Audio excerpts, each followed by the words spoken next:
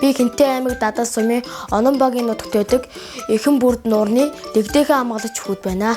Намайг Ариун болдын цолбон эрдэн гэдэг. Би 12 настай Дадал сумын 6 б ангид сурдаг. Би зөнөөхөн амралтыг хөдөө эмээгэндээ өнгөрүүлдэг.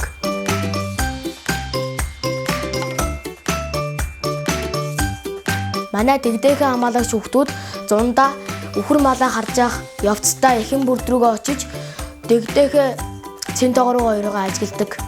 Бид нар ажиглалтын тэмдэглэл хөдөлгөөс гадна нохоогоо нуурлуу явуулахгүй гэр гертэ уйдаг болсон.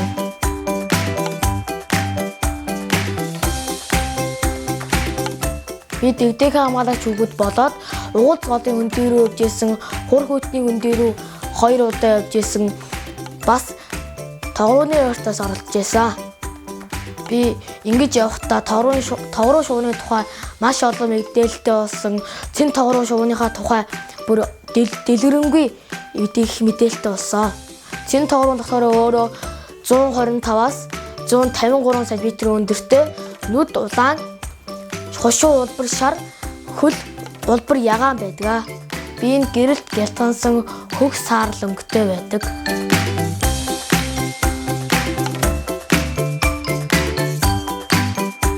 Би шувуу ажиглахаа явхад мэдэхгүй байсан маш олон шуудаа мэдээж яваад тийм харж үзээгүй амьд тэдрээ харж ийсэн.